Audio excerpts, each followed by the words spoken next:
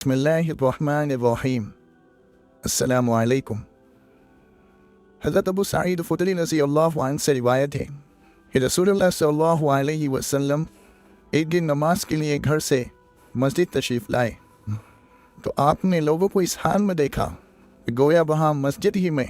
वो खिलखिलाकर हंस रहे हैं और ये हालत अलामत थी गफलत की ज़्यादती की।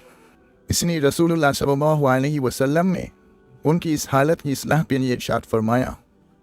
मैं तुम्हें बताता हूँ कि अगर तुम लोग लज्जतों को तोड़ देने वाली मौत को ये ज़्यादा याद करोगे तो वो तुम्हें इस गफलत में मुब्तला ना होने दे, लिहाजा मौत को ज़्यादा याद किया करो। इसके बाद फरमाया, हकीकत यह है कि कब्र हर रोज़ पुकारती है कि मैं मुसाफिरत और तन्हाई का घर हूँ, मैं मिट्टी और कीड़ों का घर हूँ। इसके बाद आपने इसकी तफसील बयान फरमाई कि मरने के बाद जब बंदा का वास्ता उस ज़मीन से पड़ता है और वो उसके सुपुर्द होता है तो ईमान और अमल के फ़र्क के लिहाज से ज़मीन का बर्ताव उसके साथ कितना मुख्तलिफ होता है। फिनाचे आपने फरमाया, जब वो बंदा ज़मीन के सुपुर्द किया जाता है जो हकीकी मोमिन और मुस्लिम हो तो ज़मीन किसी अज़ीज़ और मुहतरम मेहमान की तरह उसका इस्तकबाल करती है और कहती है, मरहबा, खूब आए और अपने ही घर आए। तुम्हें मालूम होना चाहिए कि जितने लोग मेरे ऊपर चलते थे उनमें सबसे ज़्यादा महबूब और चहीते मुझे तुम ही थे, और आज जब तुम मेरे सुपुर्द कर दिए गए हो और मेरे पास आ गए हो तो तुम देखोगे कि तुम्हारी खिदमत और राहत रसानी के लिए मैं तुम्हारे साथ क्या मामला करती हूँ। कि वो ज़मीन उस बंदे मोमिन के लिए हद निगाह तक वसी हो जाती है और उसके वास्ते जन्नत की तरफ एक दरवाज़ा खोल दिया जाता है। और जब कोई सख्त बदकार किस्म का आदमी या आपने फरमाया कि ईमान न लाने वाला आदमी ज़मीन के सुपुर्द कर दिया जाता है तो ज़मीन उससे कहती है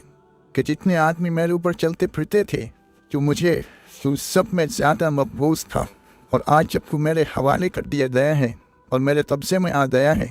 तू अभी देखेगा कि मैं तेरे साथ क्या करती हूँ। आपने फरमाया कि फिर वो ज़मीन हर तरफ से उसको खींचती और दबाती है यहाँ तक कि उस दबाव से उसकी पसलियाँ इधर से उधर हो जाती हैं। अबू सईद खुदरी रज़ियल्लाहु अन्हु का बयान है कि हुज़ूर सल्लल्लाहु अलैहि वसल्लम ने अपने एक हाथ की उंगलियों में दूसरे हाथ की उंगलियाँ डालकर हमको इसका नक्शा दिखाया। इसके बाद फरमाया, फिर उस पर 70 सांप मुसल्लत कर दिए जाते हैं जिनमें से एक अगर ज़मीन में पुकार मारे तो रहती दुनिया तक वो ज़मीन कोई सब्ज़ा न उगा सकेगी। फिर ये अज़दहे उसे बराबर काटते नोचते रहेंगे यहाँ तक कि क़यामत और हश्र के बाद वो हिसाब के मकाम तक पहुँचा दिया जाए। अबू सईद खुदरी रज़ियल्लाहु अन्हु बयान करते हैं, और हुज़ूर सल्लल्लाहु अलैहि वसल्लम ने यह भी फरमाया, इसके सिवा कुछ नहीं कि कब्र या तो जन्नत के बागीचों में से एक बागीचा है या दोज़ख के खंदकों में से एक खंदक है।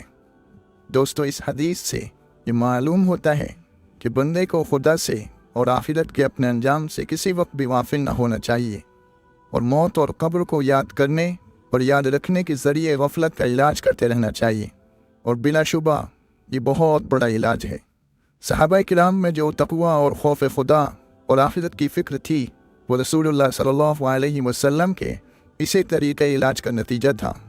और आज भी ये औसाफ कुछ उन्हीं बंदगान खुदा में नज़र आते हैं जिन्होंने मौत और कब्र की याद को अपना वजीफ़ा बना रखा है। अल्लाह ताला हम सबको तौफ़ीक़ दे कि मौत और कब्र की याद के ज़रिए अपने गफलतों का इलाज करें और खुदा की खौफ और खशियत और आखिरत की फ़िक्र को अपनी ज़िंदगी की असास बनाएं। तो दोस्तों, उम्मीद है कि आपको मेरी बात समझ में आई होगी और आपको ये वीडियो भी पसंद आई होगी। अगर आपको ये वीडियो पसंद आई तो इसको लाइक और शेयर करें, और मेरे चैनल को ज़रूर सब्सक्राइब करें ताकि इसी तरह की और वीडियोज़ आप तक सबसे पहले पहुँचें।